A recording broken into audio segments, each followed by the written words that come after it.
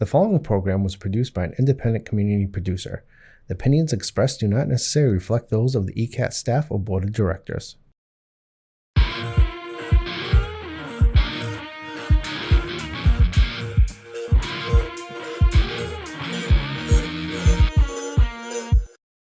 Hi everyone, welcome back to Basketball with JUT. My name is Jayden Tebow. Today I have a friend here who works at ECAT and his name is Joe. I'd like to welcome him. How are you today, Joe?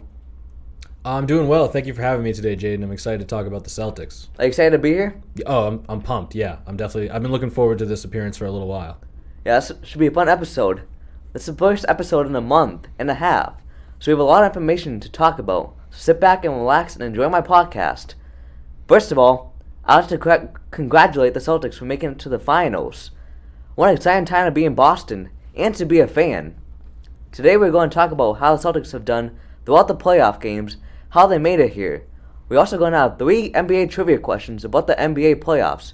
It's going to be some tough and hard thinking to get it. So let's dive right in. Let's talk about our great players. We're talking about Tatum, Brown, White, Holiday, Horford, Porzingis, and all of our other talents on the bench. Tatum's been leading the way this season, but during the playoffs he has shot significantly worse, shooting only 27% from deep as he played pretty good in the first series against the Heat. Next up we have Brown, who's easily been the best and most explosive, inconsistent player for us in the playoffs when it matters most. White and Holiday can take over in these playoff matchups as their defensive tenacity has really made them complete players. Horford and Porzingis and Cornet are the best trio of centers in all the NBA. Pritchard and Hauser have been struggling in some games, but they can also play really well. Joe, what do you think of the Celtics players during these playoffs? How can they play better than they have? It's a good question, Jayden. I think that overall, I've liked what I've seen out of the Celtics this playoffs, especially with their players. Celtics have great players, and they have a great starting 5, but they also have pretty good depth as well, in my opinion. I know some people aren't as big on the bench, but personally, I think that they play pretty well. I specifically want to start with Drew Holiday, right? This man, people always talk about Derek White, and I love Derek White because he's just one of those players that once he came to the Celtics, he made a big impact with that trade that Brad Stevens made a couple years ago. But when it comes to Drew Holiday, that's a dude who, especially in the playoffs this year, has just come out, and it seems like he makes every play on both sides of the floor when you really need it. So Drew, we're talking about a guy who this year in the playoffs, he went 17-9 in the closeout game against Indianapolis, 9 rebounds actually.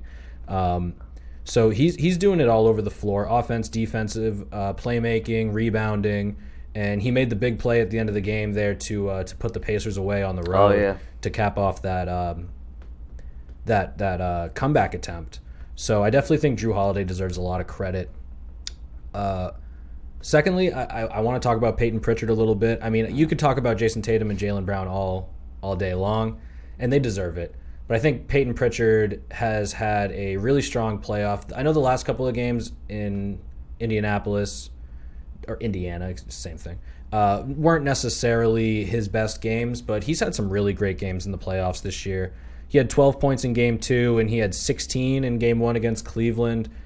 He's shooting a nice clip from three-point range. It feels like every time that he shoots a three, he's making it. Yeah, it goes in. Yeah, 100%. And so I think those two guys, our guard play has been really, really strong. How can they play better than they have? I know Jaylen Brown, I know I haven't said anything positive about those guys yet, and I should before I start criticizing them. I think Jaylen Brown has hit huge shots, like you said, when we need them, and Jason Tatum has been Jason Tatum, right, for the most part. Other than, he puts up a lot of shots, but that's kind of to be expected, and he carries us offensively. He's like the ultimate mismatch where there's really not many people in the NBA who can just flat out stop Jason Tatum, right? You know what I mean? Yeah, like he's too big and too strong. Big, too strong, too good of a shooter. It's almost like a Kevin Durant-esque kind of offensive skill set, right? I think that when it comes to what they could do better, I think that Jaylen Brown, when it comes to the free throws, right? I think we've seen that in a few different. He's shooting probably one of the lower free throw percentages on the team so far in this playoffs, and definitely one of the worst free throw shooters on the team. Yeah, and it seems like when it gets down to late in the game is when he tends to start kind of missing him, and he doesn't miss them by a lot, but they just tend to roll out, and you can tell it kind of flusters him a little bit. And so I do think that he's got it in him, and he was making them in the last couple of games there against Indy. So that's really the key. Otherwise, though, I mean, we just got to get Porzingis back. Oh, yeah, for the finals. And we'll talk a little bit about that later. But, yeah, we got to get Porzingis back in there because Al Horford has been getting kind of torched. And bullied in the paint. Yeah, and on the perimeter a lot, specifically when they they'll pick and roll specifically to get to Al Horford, and then their guards will just go to work on him. Yeah. Celtics have done what they needed to in order to win all these games. They've been down in a lot and score in several games, but they always persevere and work together to make historic playoff comebacks. Let's talk about their playoff games and break down some of the games and series they have played to get this far. In the first round of the playoffs, they beat the Heat in 5 games. It was a good series for the Celtics, as they won by around 15 points in the games. In the game they lost, they only lost by 10 points, so they made every game either a blowout or a close score. The player that was the best for the Celtics was Derek White, who averaged over 20 points a game.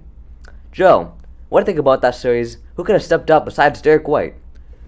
When it comes to the Miami series, they won that one game by hitting like an absurd amount of 3-point shots.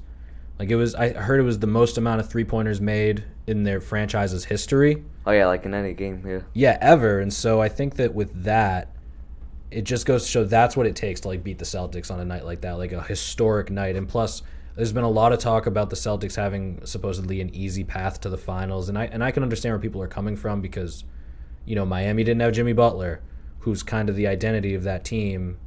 And, the other teams that we faced in the following rounds, they were missing some of their key guys. But when it comes to the Miami series, I mean, we lost to Miami last year, right? In that 7-game series, and they made it to the finals. And so, I feel like I kind of blocked that out due to, trauma. And so to be able to kind of handle them in such a convincing fashion this year was certainly a morale booster, not only for me, but I'm assuming for the team as well. And for players who I think could have probably stepped up more, that's tough. I mean, that series is a few weeks ago at this point, but I think that overall, I think Tatum started a little bit slow. But I think he had still a couple games, yeah. Yeah, but I think he's starting to pick it up now where it's we don't necessarily need Tatum to go for 35, 40 points in order to win every game, which there are some teams, specifically the one that the Celtics are about to face in the finals, that if they don't get their absolute best out of their main guys, then they're in for probably some trouble. That's some trouble, yep. Yeah. But he had a lot of decent players in this series. They had a lot of players who contributed for them, and it was a team effort as everyone shot and got the ball. Next series I would like to talk about is the Cavs series, where Celtics won in 5 games. Celtics dominated throughout the series, had a lot of momentum besides Game 2. Tatum and Brown were unstoppable as a duo. I think they were too much for the Cavs. I would agree. Unfortunately, Porzingis was out during this whole series, so we could not see him at his full potential yet. Pritchard averaged over 10 points in a lot of these games, but the Cavs was all Mitchell, Donovan Mitchell actually, who was carrying them and needed a bag to hold all of his teammates. Yeah, absolutely. The other person who I was pretty impressed by was Darius Garland. I think that he played pretty well in that series, but him and who's the 2 guard there for them? Mitchell, but then when Mitchell went down, I'm forgetting his name, but Max Strus. No, more of like a shot creator kind of scorer guy. Oh, Karis LeVert. LeVert, thank you. Yeah, I like LeVert's game, but it was just not. They didn't have the firepower to keep up with the Celtics. It's it takes a lot to keep up with the likes of Drew, Jalen, Jason, Porzingis when he's healthy, and Al. I mean, Al is he's the key component. He really is. He's kind of like the great equalizer. You know what I mean? Even though in his higher, he's a little bit his older age. Yeah. I was trying to think of a nicer way to put it. I mean, let's be honest. He's older than the head coach by a year. Yeah. Yeah. He's literally older than Joe Mazzulla. So. He's only 36. Oh, I thought he was older than that. I believe so. Yeah. Next up, the Pacers series. Let's talk about them. Celtics won in 4 games, and they swept the Pacers, which is surprising because the Pacers could have easily won 3 of those games because they were close-scoring games with 5 points or less. Tatum and Brown both had a big series, as it was very close for the MVP of that series. The Pacers not have one of their best players in Halliburton, for 3 of the games. Not having him was certainly a big loss for the Pacers and could have impacted the games. Siakam and Turner, along with Nembhard and McConnell, all had a really big series as they all stepped up. Joe, what do you think about the series? And what do you think about Joe Mazzulla's coaching? I think that when it comes to the Pacers series, like you said, everybody could tell, 3 very, very close games, and the Celtics were getting kind of smoked in both games in Indy, and they were able to come back and get big wins, right down the stretch, made big shots. Like, we have to talk about Game 1 and Jaylen Brown's corner 3. Late in that game, man, I was watching that with my folks, and I'm like, this is not gonna... I didn't think the Celtics were going to win it. It felt as though they weren't, it felt like the Celtics were getting the calls. They were down by, the whole game, yeah. Yeah. Well, I remember them having a pretty big lead in the first half, and then they kind of squandered it. Yep. They went on that 10-0 run to start the game, or 12-0 run to start Game 1. It was like, then we're rolling. Yeah. And then they brought it back. Siakam played well. Halliburton played pretty well. And by the fourth quarter, it was like neck and neck, and they were making shots, and the Celtics were kind of getting away. Kind of getting by the refs. A little bit, I thought so. Where in years past, like back when the Celtics would face LeBron and the Cavaliers, or even the Heat, it felt like those teams would always get the calls, and the Celtics would kind of be on the receiving end of kind of where it felt like the Pacers were. Like there was one game this series when Celtics shot like 30 free throws and Pacers shot like less than 10. Oh yeah, they shot like 6 or 7. Yeah. Yeah. So when that happens, it's definitely. It kind of feels, not biased, but it feels like there's a little bit of a bias happening, and so I felt like the Celtics were kind of in it still because we were getting some calls. With a closer analysis of some of those plays late in the game, I think especially like the one where Siakam, like the inbound to Siakam, and it went out of bounds, and it was like, at first I'm like, I really thought that was off of the Celtics, but then when you look closely, it's like, okay. After the replay. Yep, yeah, exactly. But it just felt like we were, the Celtics play style definitely is suited to getting foul calls at times. I mean, JB and JT, they're superstars in the league, and so they're going to get their calls, and they kind of need to get their calls for our offense to operate in the way. Yep, exactly. You got it. And so I think overall my thoughts on the series were like, I learned a lot about this Celtics team during the Pacers series, because even though it was a sweep, that was seem like it. No, it was a tough series. And overall, like, we're talking about a Pacers team with no Halliburton. This dude Nembhard came out and like pretty much asserted himself as like a legit scorer in this league. Like he was going out there number 1 option and just torching us. Like, to think that we couldn't stop him was like a little bit worrisome as we go into the finals now.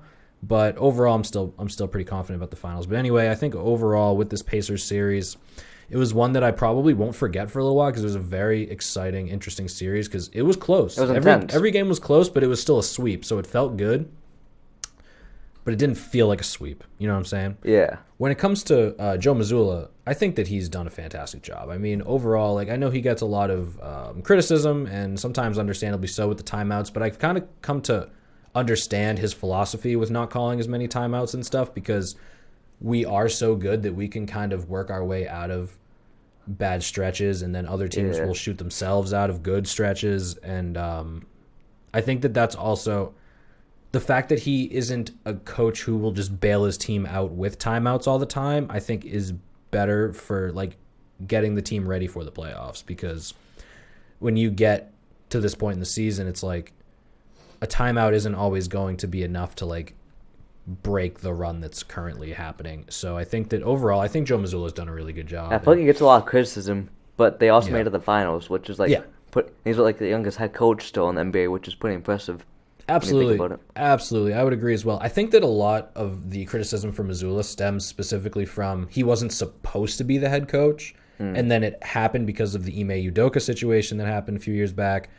Joe Mazzulla became the head coach, and then they decided, all right, we're going to keep him around. And so he's had all this success, but you also have the whole dynamic of Tatum and Brown, where people, they like to craft their narratives about those two players and how they respond to their coach. And I've heard a lot about, like, we live in in Massachusetts, New England, and Boston area is so predominantly negative in their like sports radio talk, even though it's like a "what have you done for me lately" kind of a narrative world where, like, you know, they're not going to be happy about their team's success unless it's like unbridled success that isn't you know what I'm saying, and they're kind of just waiting for any crack in the system to criticize the team. It feels like at times, you know, specifically over on 98.5 and those guys. And so when it comes to Missoula, I think that they're looking for any which way, any reason to, you know, expose him as like a fraud, where because of where he came from, he wasn't like signed to be the next big head coach of the Celtics. He wasn't brought in as like a big, you know, Ime was brought in as a big hire, and then that didn't work out after like a year because of his problems that he was going through that season.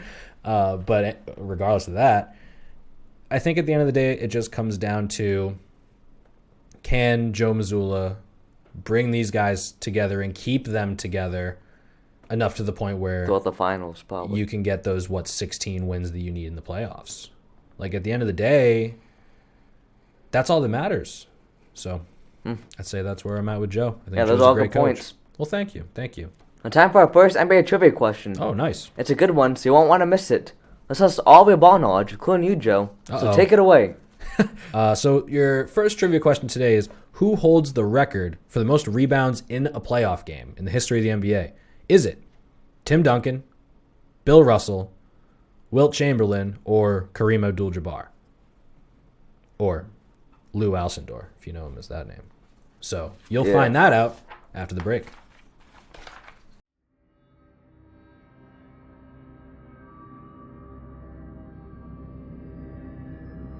Oh, I didn't see you there. Sick of all the new shows and movies dominating pop culture? Well, have no fear, because Old Time Movie and Old Time TV are here, where we like to add our own flair. There's a truck out front, and if we could just get the keys... Man, are you crazy? Are you out of your mind? Those are flesh-eating zombies. They upended our car, okay? We're lucky to be alive, especially Joe. I had to pull him out of the trunk, for crying out loud. It's been a long day. Also, make sure to check out the Radiocast, our accompanying podcast where we talk about what we've watched. There was a lot of moments of just Mac on the raft going down the river, just internal monologuing over and over and over. We show the classics and nothing but the classics. Well, except for the weird ones. Check us out on all our channels as well as our YouTube.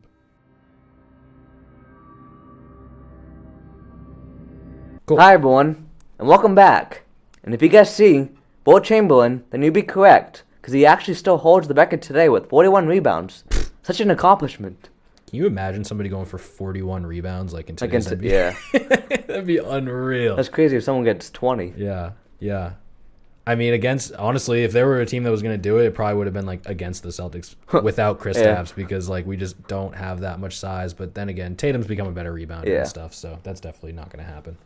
Let's talk about the coaching staff for both teams now in that Pacers series. As the Joe Mazzulla is a head coach for the Celtics, as he was the biggest reason for the Celtics going to the NBA playoffs.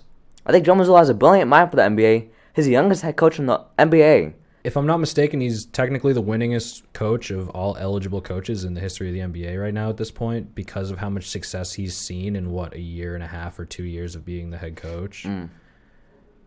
I think he does a great job. I mean, I can't sit here and fault the guy. He's gotten us to Game 7 of the Eastern Conference Finals and got us back to the finals. And so I think he does a great job. I think he does a really good job with a few different superstars on his squad. He knows how to get them the ball in spaces. His philosophy for offense, it's right in line with how the rest of the NBA is operating right now, with the amount of three-pointers that are being shot every single game. Even though I do think that as the playoffs come around, it's been a little bit different. You've seen a lot more. You see a lot more defense getting played in the playoffs than you do in the regular season. You know, regular season, a lot more intense. 100%. You can feel that defensive effort being played on every single play. Where in the regular season, I would say that that's not always the case. You see games that are going for 130, 140 points, but then in the NBA, it's much less common that that's happening. In the playoffs, I should say. Yeah, they also have some of the really good assistant coaches in the league. It's not a surprise, as we also have Brad Stevens, who is our GM. I think brought all the pieces together. Yeah. Brad Stevens has made a lot of trades to get us to where we are right now, as he's the reason we are here for the most part, along with our other coaching staff, and especially the players. What do you think about our staff and, Well, I think Brad Stevens? Yeah, I mean, I think we have a good staff. You can tell that the players respond well to some of the assistant coaches and stuff whenever timeouts come, and they're always up and high-fiving the guys, and you love to see that. Brad Stevens is the man. I've loved him since he was our head coach, and when he became the GM, I know people were I remember Danny Ainge, retired, and people were trying to figure out who's going to become the guy. Should it be this guy? Should it be that guy? And then when it ended up being Brad, there was a lot of pushback and a lot of criticism about just what direction are we going? Because we hadn't been we'd been winning, but not winning at all under Brad. And so now we're just going to make him the GM.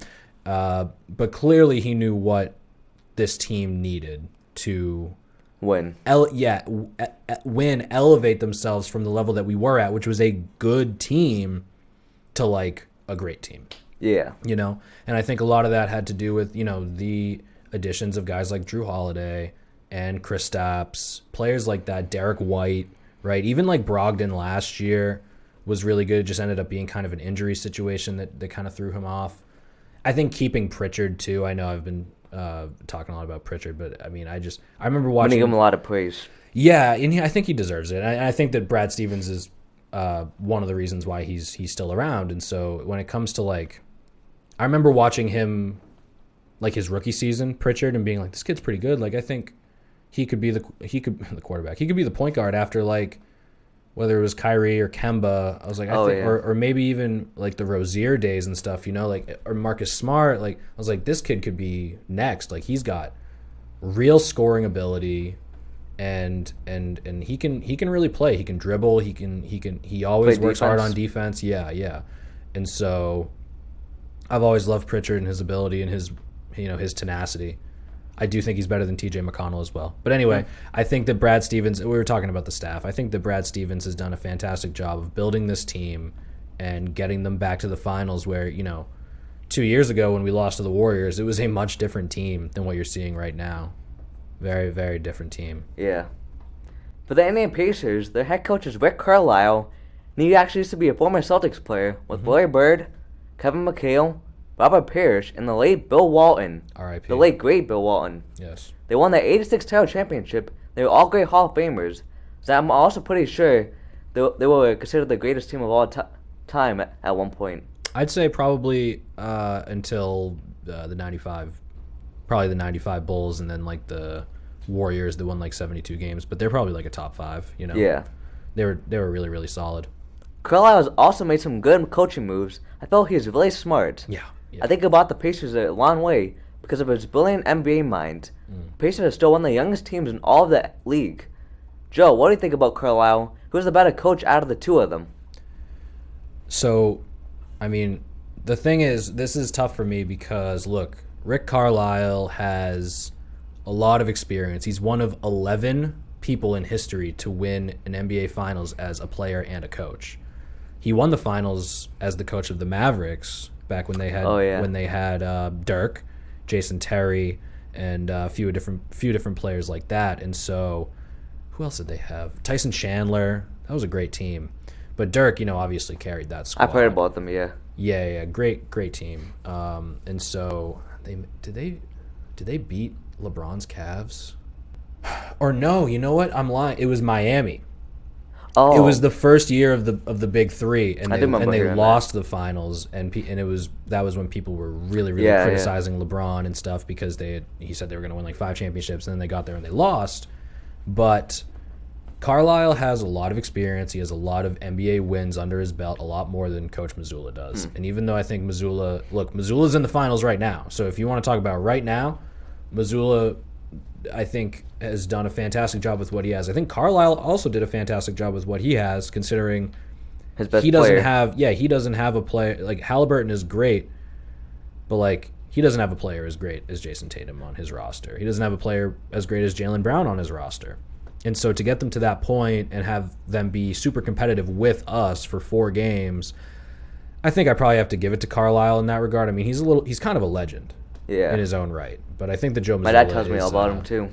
Yeah, I think that Joe Mazzulla is on his way to becoming a really, really solid coach in this league. Good information. Let's talk about the NBA news as a whole now. The Western Conference of the playoffs has been crazy. Just recently, the Mavericks were in the finals after beating the Timberwolves in a blow of a win. This year, the Nuggets, Clippers, Thunder, Suns, Lakers, and the Pelicans are all of the good teams that came out of the West. The Timberwolves and Mavericks are some of the best teams in the West, as the Timberwolves of Ant-Man was also known as Anthony Edwards. The Mavericks have Luka Doncic and Kyrie Irving, who are the best and most skilled duo of all time. Ooh, The Mavericks, might be a hot take. you don't think so? I mean, I think that they are honestly truly a magical duo. To watch them play is like wizardry on the court, but it's like in their own right. You know what I mean? Like Kyrie does Kyrie things and Luka does Luka things.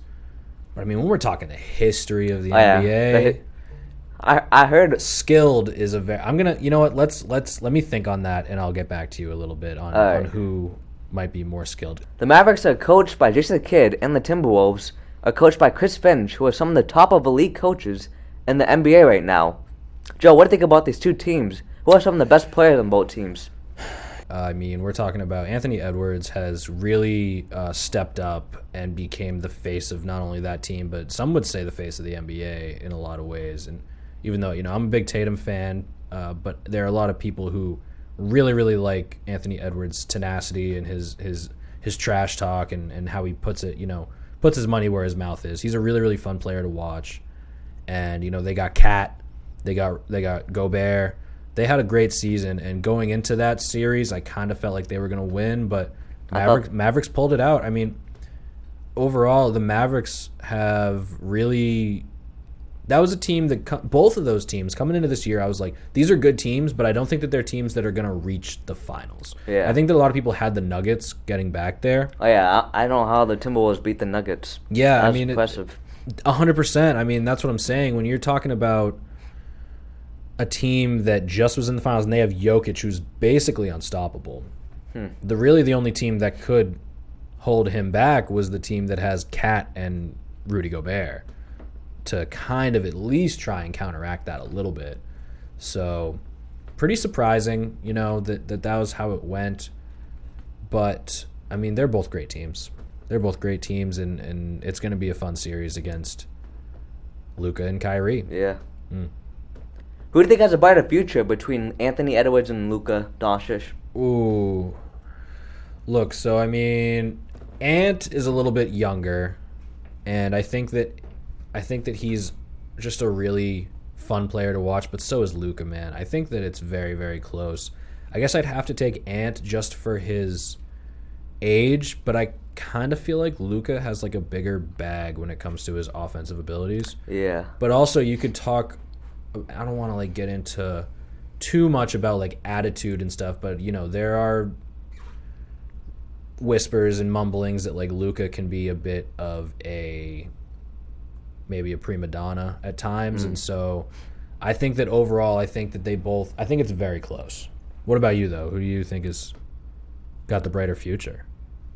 Yeah, I think Anthony Edwards, because he has a bigger defensive upside too. Yeah, I can see that. Along with being a really good offensive player. But yeah, I mean, I think overall, both of them have a very, very bright future ahead of them. I think it's all preference. Yeah, too. I think it comes down to preference because they're both basically two guards, right? They're both pretty much shooting guards. I know they can both also be point guards for their team. I thought Luka could also be a forward, probably. My dad thought he was tall. My dad thought he was a forward. He's tall. The other thing a lot of people don't talk about too with Luka was that he was drafted by the Hawks and immediately traded for Trae Young. Damn, that's a big regret, probably. Probably, but they also got Trae, and I think Trae is really, really underrated. And honestly, they just haven't talk about him. Trae is good, but I think also the other thing is that Luka came to the Mavericks and immediately kind of made them a team. Trae went to the Hawks, and it took them a while. They still kind of aren't. You know what I mean? So, I mean, of course, the Mavericks needed some help to put around Luka. They needed Kyrie, and they thought Porzingis was going to work, and it didn't work, and we can talk about that. But yeah, overall, very interesting conversation to talk about those two guys. Even though the Mavs won, their games were won by 9 or less points, which is way too close for them to even feel somewhat comfortable. The two teams have good benches and good role players, from Naz Reid, Nikhil Alexander-Walker, and Kyle Anderson. For the Mavs, they have Derek Lively, Josh Green, Jaden Hardy, Dwight Powell, Dante Exum, as that was a whole other lineup they could have had just for their bench. Now time for our second NBA trivia question. Joe, take it away. Yet again. Yeah, 2 answers. Interesting. So the question here, our second one of the day, is which playoff teams have lost the most playoff games in NBA history? Is that the Lakers, the Celtics, the 76ers, or the Hawks? We will find out the answer after our commercial break. Welcome, ladies and gentlemen, boys and girls, residents of Easton, friends and neighbors. This is Bill Ames, co-host with Priscilla Almquist-Olsen of the Film Connection. on ECAT now for over 20 years. We're very proud of that. And we like to interview guests from Easton who have been involved in the film business. Actors, producers. We're very fortunate today to have a producer of a film.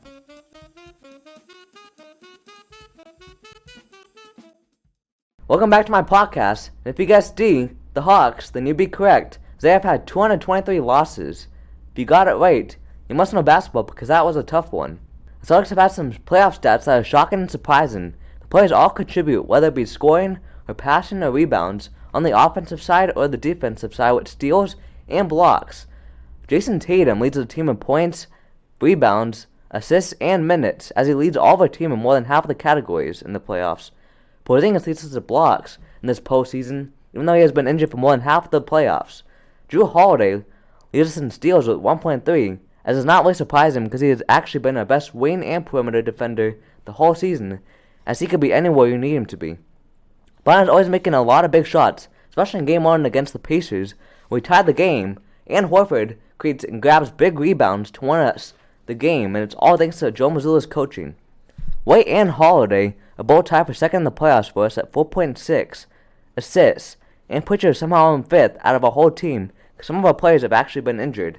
For blocks after Porzingis, it is White who is the only other player with over one block, and Porzingis also tied for first with 1.3 steals. All of our starting lineup average over 30 minutes in a game. Joe, what do you think about these stats and for our players, and which stats shock you the most? Yeah, I think our guys are putting up good numbers overall. I mean, we're talking about one of the most efficient teams in the NBA, especially offensively. I think that the most, maybe not shocking, but I think the one that pops off the page for me is Derek White's block averages. He's probably the best shot blocking guard in the league, is kind of the sentiment that I hear, and he just brings us so much on both sides of the floor. He seems to never get tired. He's just like the perfect Celtic in a way. I mean, Derek White had a big regular season, and I'm confident, I'm put it down right now, that there will be a Derek White game in the finals where he puts up like 35, 40 points. Like wins us the game probably. Yeah, I would put some money down on that he's going to have one game that is going to be referred as the Derek White game. Book it. Put it down right now. But yeah, I think that's probably the stat that I would go with. Otherwise, I mean, we could talk a little bit about how Jaylen Brown won the conference finals MVP over Tatum. I thought Tatum was going to win it. I totally thought so too. I went to my parents, I was like, yeah, surprised. Like I was like screaming, like how shocked I was. I was pretty surprised. I think that it felt like Tatum was going to take it just because he's the best player on the best team in that series, but when they gave it to JB, I was honestly pretty happy for him, you know. He made big shots. He played really, really well in the last couple of games. He made clutch made that moments. Massive shot. Even though his free throws haven't necessarily been probably up to par in his standards, but Tatum had better numbers technically. I mean, he had a little bit of a lower shooting percentage. But JB shot over like 50%, and he but you know, Tatum had like 30 and 10 rebounds. Yeah, and so numbers wise, Tatum might have been the MVP of that series, but Brown was more efficient. Yeah, he was more efficient. My parents were telling me also that he was more consistent, they thought. Do you think he was more consistent? I thought in like some aspects like of the game, like and like shooting definitely was a lot more consistent. Okay. Personally, I feel as though you kind of know what you're going to get out of Tatum. Like, Tatum's going to give you 25 or 30. He's going to take a lot of shots. He's going to make a lot of them. And he's going to hit, like, the ones that you really need. But then when you're like, look, I love Jason Tatum, and I always feel bad about bringing this up, but I think that his shooting percentages, like, when it comes to, like, buzzer beaters and game-winning shots and stuff, isn't super high. Compared to Jaylen Brown, who makes big... in general. I mean, it seems like overall, like, you know what you're going to get out of Tatum, where JB, it can kind of be like, you don't always know what you're going to get from JB, whether it's, like, a 15 or 20-point game or, like, a 40-point game. You know what I'm saying? So I think that there's a little bit of a... I think it could go both ways. Yeah. JB was more consistently really good in this past series, which is great, but his overall arch of, like, consistency, I think, can range. I think Tatum probably. Yeah, you know what you're getting out of Tatum. Yeah, offensively, you're gonna get 25 or 30 pretty much every time out. Yeah, he has his stinkers, you could say, but for the most part, I think he does what he needs to do. Time for our last NBA playoff question. This should be definitely the best one and the most fun one. Joe, ask away. All right. So, which coach has won the most NBA championships? Do we got Eric Spoelstra, legendary coach of the Heat? Red Auerbach, legendary Celtics coach. Big Pop, Greg Popovich, the Spurs, legendary coach, or Phil Jackson, who coached multiple teams? You'll find out after the break.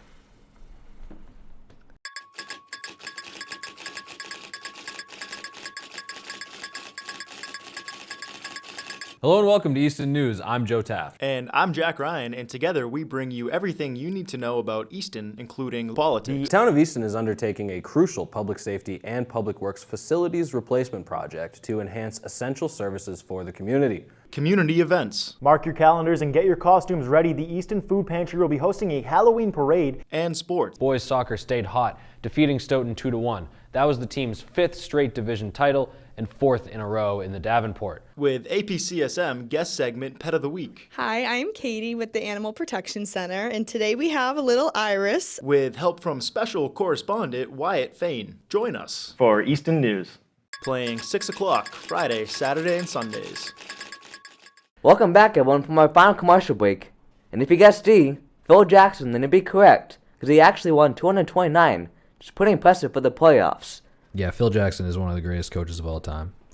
So I have an answer to who's the most skilled duo in the history of the NBA, and I don't know. Look, you could talk about. I'm going to talk about a couple of underrated ones, but I guess Luka and Kyrie are definitely up there. I mean, they are extremely, extremely skilled, but they're probably top 5. I think not like best. Never you mind. could, yeah, no, it could be because they're both so skilled. Maybe in the future. I mean, you could talk about if they beat us, maybe. Yeah. I mean, each on their own are truly fantastic scorers, and they it's like wizardry with the ball, like I said. But I think that you could argue for prime Russell Westbrook and Kevin Durant, like in Oklahoma City. Oh, those guys together were unbelievable. You could talk about Steph and KD when they played together on the Warriors. Damn, I forget about these mean? duos sometimes. I mean, KD's been everywhere. You know what I'm saying? Even though it didn't work out, like KD, they're still KD with the best. Suns, like Booker and KD is ridiculous, and Harden too. I mean, Harden was on that OKC team as well, and Harden is so skilled and so good at putting the ball in the basket. But the two underrated ones that I really want to talk about, one that I always bring up, and I think that really a lot of people don't recognize because it didn't necessarily go anywhere because of injuries, but the Pelicans in the, I think, late 2010s when they had Anthony Davis and DeMarcus Cousins down in the paint together. I think I heard about that. That was one of my most enjoyable viewing, like watching those guys play together. Was so much fun. They were just, no team could stop them. You know what I mean? Two big men who could like dominate the paint, dominate the mid-range game, dominate defensively, and like Boogie could go out and knock down a couple threes. AD was like young and coming up, and nobody could stop him. I think that if that they gave the Warriors a pretty good run for their money in the first round one of those years. And I just think that overall, like if they had stuck together, that would have been a really fun one to watch. Even though it may not have necessarily resulted in like championships because it was when the Warriors were kind of at the peak of their powers. But they're like one of the most entertaining, like best duos. Yeah. But the other one I have to mention, which is a throwback. I mean, you could also talk about Kobe and Shaq, right? I mean, that's a duo that. Iconic duo. I mean, yeah, 100%. I mean, Shaq, maybe you don't call that. I mean, he was obviously skilled, but a lot of his stuff was just brute force and just getting to the paint and just getting through guys. But a big one that was probably one of the biggest what ifs was Hakeem Olajuwon and Ralph Sampson, which reminds me of the AD and Boogie because it's two big men. I have the stats right here. Those two guys, when they played together in the mid 80s, the Olajuwon, so it was 84-85 or 85-86. Hakeem, and this is back when guys weren't really putting up 30, right? Hakeem averaged 23.5, 11.5, and 3.4 blocks per night, and Ralph Sampson was averaging 18.9, 11.1 rebounds, 3.6 assists, and 1.6 blocks per game. Oh my god! And that was two big men. I didn't even heard about Ralph Sampson. These two guys right here, and so if you watch the highlights of those two guys playing together, like they beat, they smoked the Showtime Lakers in a first round matchup. No, in the conference finals, excuse me. And they lost to the Celtics. Now that you said that, I actually think of another duo that could be better. Who? Magic and Kareem. Yeah, I mean, come on. That's one of the all-time pairings right there. Larry Bird and Bill Russell, they played together, right? I think Bill Russell was before. Oh. Yeah, Larry was playing with, like you said, like Bill Walton. I know my Kevin dad McHale. I know my dad said Larry Bird and Robert Parrish were. Yeah, Parrish was solid. I think Bird and McHale was really fun too. But when you're talking about straight up skill, I think Luka and Kyrie are both so skilled in their own right that I do think they kind of deserve to be on that echelon. Like top 3 or top 4 probably. In a way, yeah. I mean, but also there's been so many pairings that haven't necessarily worked out. Like, couldn't you like objectively, like it had when you talk about the most skilled duos, like what is our parameter? What are our parameters to making somebody number one? Is it just how good, like offensively, and how much they can like just cook on the offensive end? Because, I mean, Devin Booker and KD on the Suns is like unbelievable. I feel like skilled, in my opinion, is just like how good they are when they play. Like how good like they a dynamic can take duo. over. Yeah, sure. I totally understand that. But when you talk about like the best duos in the history of the NBA, you usually start talking about ones that have like won championships together, like Kareem and Magic, or even you could talk about like LeBron and D Wade. You know, not to leave Chris Bosh out of it. LeBron and Kyrie. You know what I'm saying? About that one. Yeah, 100%. And if we can just talk about LeBron James for a second here, I mean, I know that it's been talked to death, but like the man's what 38, 39 years old, and he put up absolutely ridiculous. Like he may as well. He's putting up numbers that guys don't even put up in their prime at like the age of 39 years old. It's absolutely crazy. He's still in amazing shape. It feels like he could play like another 5 years in the league when you watch him. It's like really, really crazy. He can still get up there. He might play with Bronny James still next year, maybe. He could. I mean, I don't see LeBron like leaving LA to go play for whichever team picks up Bronny, because it kind of seems like Bronny, because this isn't a super, super deep draft class, Bronny might just get picked a little bit earlier than people expect because he's Bronny James. And because LeBron has said that he wants to play with him so much. I would say that it's a toss-up for me. I think that he could go like late round 1, early round 2, but who knows? I bet LeBron's going to try and push the Lakers to take him. Like push, like get higher in the draft so that way they can... Maybe. Yeah. Maybe. But overall, man, yeah, I think that the Celtics are in a really good spot. I think it's going to be a very fun series. Yeah. You know, that matchup, I think there's a lot of fun matchups throughout, and especially like JB defensively trying to stop Luka and Kyrie and like Derek White out there defensively. He's gonna be giving it his all. He needs to hit a lot of shots. For sure, but I think, you know, specifically when it comes to trying to stop Kyrie and Luka, that's the main goal. Yeah, absolutely. And it's going to take a lot of effort out of those guys to, defensively to stop them because they are so skilled and so talented and so good at offense. But I think that the Celtics can get it done. At the end of the day, I would say probably Celtics in 6. Yeah, that's why I told my teacher when he asked me. Yeah, is that your prediction as well? Celtics in 6. We're on the same page. Yep. See that? That's funny. Well, that's all the time we have for today on my JUT Basketball Podcast. I want to thank you all for listening and watching my podcast, no matter where you are. I want to thank Joe especially for being a guest on my podcast. I've really enjoyed you being here with me. Thank you, man. I'm really happy that I got to come on and talk some basketball, and hopefully we can do this Yeah, again. hopefully we can do it again in the future. After the Celtics raise the 18th banner. Yeah, maybe we can do one after. That's what As I like hope. a Yeah, I'd love to. Finals talk. Yeah, finals recap. Yep. That'd be good. Yeah, for sure. As the finals first game is also June 6th. Exciting Yes, sir. game. Yeah, I'm hyped. Have a good day, everyone, and tune in next time for more basketball details. Peace. Take it easy, guys.